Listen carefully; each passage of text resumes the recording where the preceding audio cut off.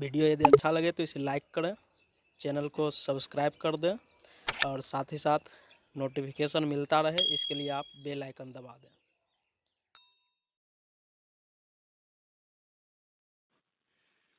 Hello digital students, स्वागत है आप सभी का आपके अपने YouTube channel pioneer academy Bakhri में। आज हम लोग चैप्टर सेकेंड का अगला पॉइंट पढ़ेंगे जिसका नाम है धारिता, कैपेसिटेंस। इसके बारे में आज हम लोग को पढ़ना है। इससे पहले हम लोग विभव के बारे में पढ़ चुके हैं, पोटेंशियल क्या होता है। आज हम लोग धारिता के बारे में पढ़ना है। नाम जैसा कि नाम से धारिता, कैपेसिटेंस, कैपेसिटी से ही कैपेसिटेंस आता है, धारिता आता है। तो धारिता इस चैप्टर में यहाँ पर धारिता का क्या मतलब हुआ। यहाँ पर धारिता का मतलब होता है किसी चालक द्वारा आवेश को जमा करने की क्षमता। कोई जो चालक है अपने अंदर कितना आवेश जमा कर सकता है, इसके पास कितनी कैपेसिटी है आवेश को जमा करने की जो क्षमता है, उसी को इसकी धारिता कहते हैं। जैसे मान लीजिए अगर कोई बर्तन है, हम लोग बर्तन की धारिता कैसे निकालते हैं। इसकी धारिता क्या है, इसके अंदर कितना पानी आ सकता है, कितने पानी को ये अपने अंदर स्टोर कर सकता है, वही इस बर्तन की धारिता कहलाती है। तो यहाँ पर किसी चालक द्वारा आवेश को जमा करने की जो क्षमता होती है उसको हम लोग धारिता कहते हैं। तो धारिता जो होता है, अब आवेश जो हम किसी चालक पर कितना जमा कर सकते हैं, यह तो इस पर निर्भर करेगा कि इसका बनावट कैसा है या किसकी प्रकृति क्या है, इसका आकार कितना है, उस पर डिपेंड करता है। इसका आकार जितना अधिक होगा उसके अंदर उतना चार्ज आएगा। जैसे अगर बर्तन जितना अधिक बड़ा होगा उसके अंदर उतना अधिक पानी आएगा, उसकी धारिता उतनी अधिक होगी। सेम वही प्रोसेस है। तो हम प्रश्न उठता है कि इस पर जो हम लोग चार्ज डालेंगे, अधिकतम कितना चार्ज इसके अंदर हम लोग डाल सकते हैं, कितना हम लोग इसका धारिता बढ़ा सकते हैं, इसकी धारिता कितनी हो सकती है मैक्सिमम। तो अगर हम किसी वस्तु को एक लिमिट तक ही आवेशित कर सकते हैं, यानी इसका जो कैपेसिटी होता है लिमिट होता है, उससे अधिक हम चार्ज उस पर स्टोर नहीं कर सकते हैं। तो कितना होता है वो निर्भर करता है कि इसके आसपास का मतलब मीडियम क्या है, इसके आसपास का मीडियम कैसा है।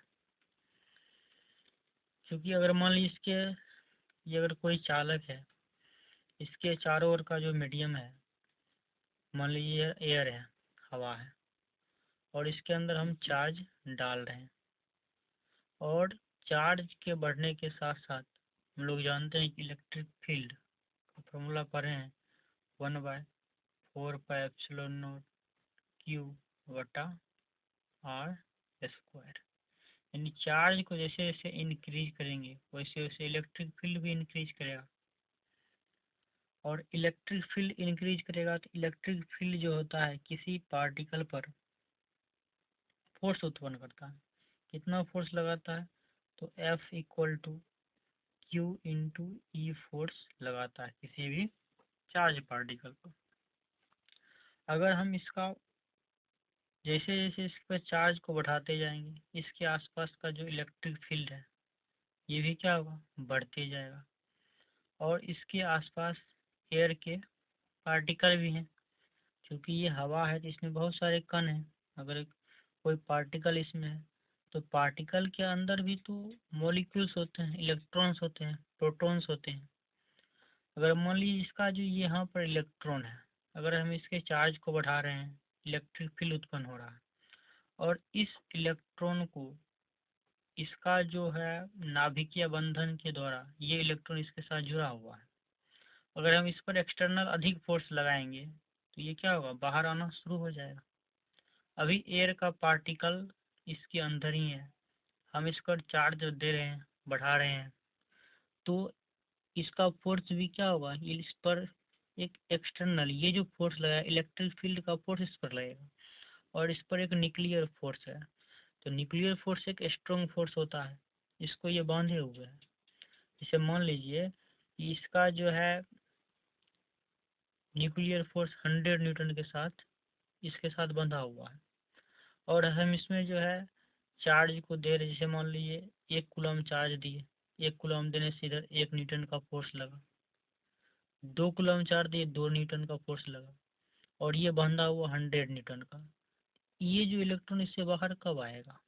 जब इसका जो एक्सटर्नल फोर्स है वो 100 न्यूटन से अधिक हो जाएगा, यानी जो इस पर चार्ज देते जाएंगे, चार्ज देते जाएंगे, वैसे वैसे इस पर फोर्स बढ़ता जाएगा, और एक ऐसा कंडीशन आएगा कि ये जो फोर्स है इलेक्ट्रिकल फोर्स वो 100 न्यूटन से अधिक हो जाएगा, और जैसे ही 100 न्यूटन से अधिक हुआ वैसे ही इलेक्ट्रॉन क्या होगा, इससे बाहर आ जाएगा। और ये जो हवा के पार्टिकल है, इलेक्ट्रॉन जैसे ही इससे बाहर आएगा, तो ये इलेक्ट्रॉन मान लीजिए बाहर आ गया, तो ये हो गया चार्ज पॉजिटिव। अब इलेक्ट्रॉन इससे बाहर जैसे ही आया, अब क्या होगा, ये जो निगेटिव चार्ज इधर आ गया और ये पॉजिटिव चार्ज, जो पॉजिटिव चार्ज को यहाँ होना चाहिए था वो पॉजिटिव चार्ज यहाँ आ गया, यानी अब इस पर हम जैसे चार्ज देते जाएंगे वो चार्ज क्या होगा, बाहर जाना शुरू हो जाएगा। यानी कहने का मतलब वो अब इससे अधिक जो है हम इस पर चार्ज स्टोर नहीं कर सकते। ये जो प्रोसेस होता है इससे इलेक्ट्रॉन बाहर निकल गया, इसको कहते हैं आयोनाइजेशन, यानी हवा का आयनीकरण। आयनीकरण यानी हम लोग उतना ही आवेशित चार्ज स्टोर कर सकते हैं किसी भी चालक पर जब तक कि हवा का आयनीकरण नहीं हो जाए, यानी हवा का आयोनाइजेशन नहीं होने। तो इसके लिए जो है हवा के लिए इलेक्ट्रिक फील्ड का जो वैल्यू है इसको याद रखें, 3 × 10⁻⁶ वोल्ट प्रति मीटर, इतना होता है हवा का इलेक्ट्रिक फील्ड स्ट्रेंथ। इससे अधिक अगर इलेक्ट्रिक फील्ड हो गया चालक का तो वहाँ से हवा के कण आयनीकृत होना शुरू हो जाता है, और जो है इस पर हम लोग चार्ज देना बंद कर देते हैं, इतना हम लोग चार्ज अब स्टोर नहीं कर सकते। ये जो प्रोसेस होता है यानी किसी चालक पर जो है आवेश को जो जमा करने की क्षमता होती है, इसी को हम लोग क्या कहते हैं, इसकी धारिता कहते हैं, इसको इंग्लिश में कैपेसिटेंस कहा जाता है। और ये इलेक्ट्रिक फील्ड है, कहने का मतलब चार्ज जैसे जैसे हम लोग देते जाते हैं वैसे वैसे इलेक्ट्रिक फील्ड भी बढ़ता है।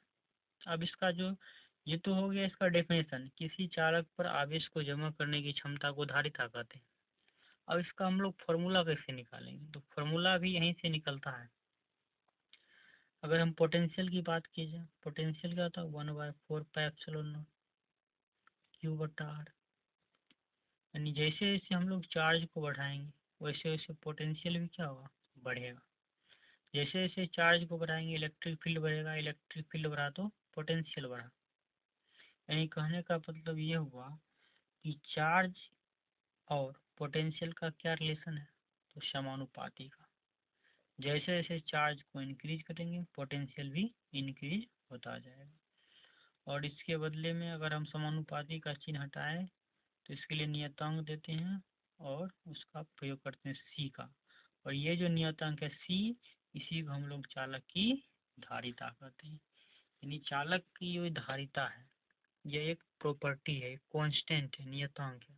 जैसे हम लोग ओम का नियम पढ़ते हैं कि ओम का नियम कहता है कि भी जो है समानुपाती होता है आई का, भी समानुपाती होता है, यानी विभवांतर जो होता है विद्युत धारा के समानुपाती होता है, और समानुपाती का चिन्ह हटाते हैं तो कांस्टेंट डालते हैं, इसको आर कहते हैं, और ये जो कांस्टेंट है इसको हम लोग क्या कहते हैं, चालक का प्रतिरोध कहते हैं।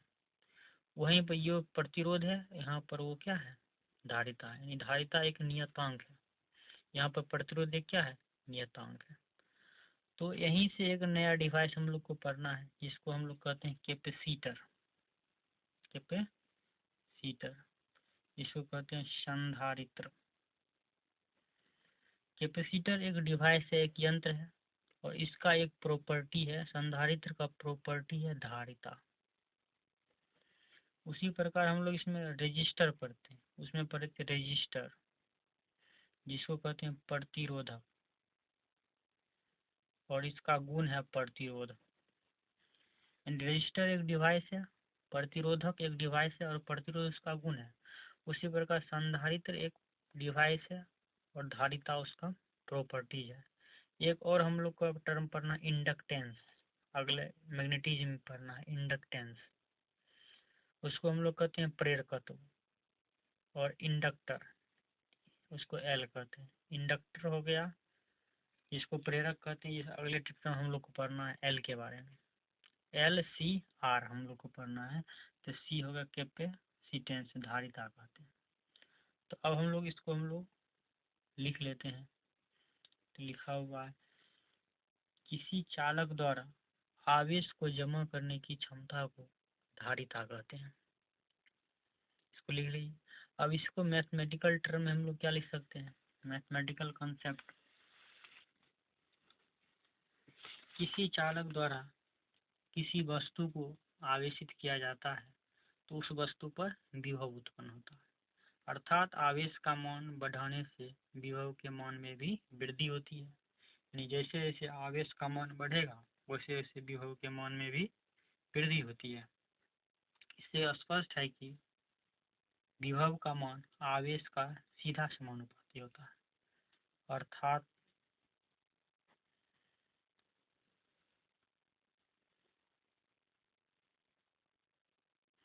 ये जो Q है, Q समानुपाती क्या होगा, V का होगा। जैसे जैसे Q बढ़ेगा वैसे वैसे V भी बढ़ेगा। और समानुपाती का चिन्ह हटाएंगे तो बराबर आएगा, इसके बदले में नियतांक यहाँ पर डालते हैं C, तो Q बराबर C इंटू V। तो C क्या है, यहाँ पर C है समानुपाती नियतांक, जिसे चालक की धारिता कहते हैं। यहाँ पर लिख लेंगे, जहाँ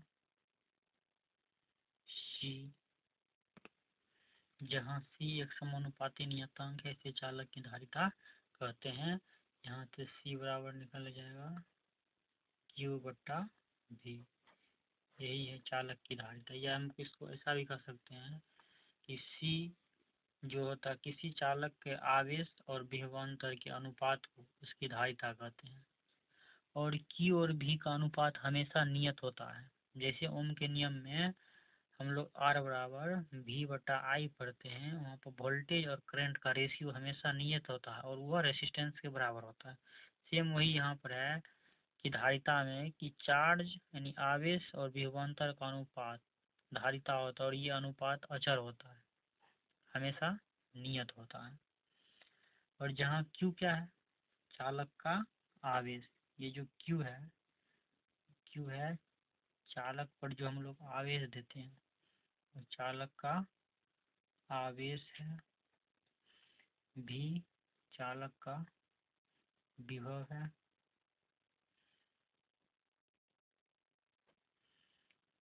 और C चालक की धारिता है। अब ये जो बहुत ही इम्पोर्टेंट फार्मूला है Q बराबर सी भी या C अब यहाँ से अभी से जितना भी हम लोग आगे पॉइंट पढ़ेंगे लगभग हर एक जगह इस फार्मूला का यूज होने वाला है। इसको ध्यान में रख लीजिए, C बराबर Q बाय V। और इस धारिता पर आधारित एक डिवाइस पढ़ेंगे जिसको हम लोग संधारित्र कहते हैं, कैपेसिटर कहते हैं। और ये बहुत ही इम्पोर्टेंट है, इसी पर आधारित कैपेसिटर है। पहले हम लोग धारिता के बारे में समझते हैं, उसके बाद कैपेसिटर के बारे में पढ़ेंगे। अब इसमें हम लोग नोट लिख लेते हैं, जो नोट है उस नोट पॉइंट को लिख लेते हैं। उसी को हम लोग लिख लिए। नोट फर्स्ट है किसी चालक की धारिता चालक पर आवेश और चालक के विभव के अनुपात के बराबर होता है, आवेश और विभव के अनुपात के बराबर होता है। और दूसरा है किसी चालक की धारिता एक धनात्मक अदिश राशि है, धनात्मक भी है और ये अदिश राशि है। अब इसका हम लोग यूनिट और डायमेंशन पढ़ते हैं। यूनिट क्या होगा, डायमेंशन क्या होगा। सबसे पहले इसका डायमेंशन निकालते हैं। डायमेंशन निकालने का तरीका पता है सभी को, C बराबर Q बटा V, फॉर्मूला लिख लिए। अब Q का भी मा बटा V का भी, दोनों का डायमेंशन लिख लेते हैं। Q का डायमेंशन क्या होता है, Q का होता है I T, या ये T भी लिख सकते हैं इसको। और विभव का हम लोग पढ़ चुके हैं M L 2 T का पावर -3 और I का पावर -1, ये विभव का डायमेंशन हो गया। इसको फाइनली कैलकुलेट करेंगे। देखिए m ऊपर जाएगा तो m का पावर हो जाएगा -1, l ऊपर जाएगा तो l का पावर हो जाएगा -2, t -3 ऊपर जाएगा तो +3 हो जाएगा, और एक पहले से t का पावर 1 और ये 3 कितना हो जाएगा 4, t का पावर 4 और i का पावर -1 ऊपर जाएगा तो +1। चलिए अब इसका हम लोग यूनिट देखते हैं।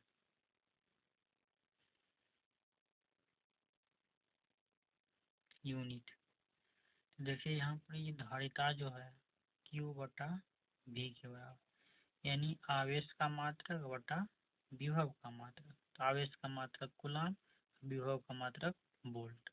इसका SI मात्रक कूलम प्रति वोल्ट होता है, इससे हम लोग फैराडे कहते हैं। लिख देते हैं इसका SI मात्रक, इसका SI मात्रक कूलम प्रति वोल्ट होता है, इसे फैराडे कहते हैं, यानी कूलम प्रति वोल्ट को ही फैराडे कहा जाता है। फैराड या फैराडे कुछ भी लिख सकते हैं। और इसके लिए हम लोग सिंबल कैपिटल F का उपयोग करेंगे। कैपिटल F का मतलब फैराडे या फैराड भी लिख सकते हैं, यानी 1 फैराडे किसके बराबर हो जाएगा, तो 1 कूलम प्रति वोल्ट को 1 फैराड कहते हैं। तो 1 फैराडे या फैराड बराबर 1 कूलम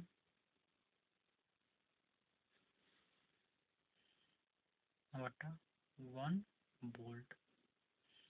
यानी कहने इसका अगर हम डेफिनेशन लिखेंगे, यदि किसी चालक को 1 कूलम आवेश से आवेशित करने पर इसके विभव में 1 वोल्ट की वृद्धि होती है, तो चालक की धारिता 1 फैराडे कहलाता है। अगर 1 कूलम आवेश देने से उसके विभव में 1 वोल्ट की वृद्धि होती है, तो उसकी धारिता 1 फैराडे कहलाती है। यदि किसी चालक को 1 कूलम से आवेशित करने पर 1 कूलम आवेश देने पर इसके विभव में 1 वोल्ट की वृद्धि होती है, तो चालक की धारिता 1 फैराडे कहलाता है। इसका जो CGS मात्रक होता है वो स्टेट फैराड होता है धारिता का। इसको भी लिख लेते हैं, धारिता का CGS मात्रक स्टेट फैराड होता है।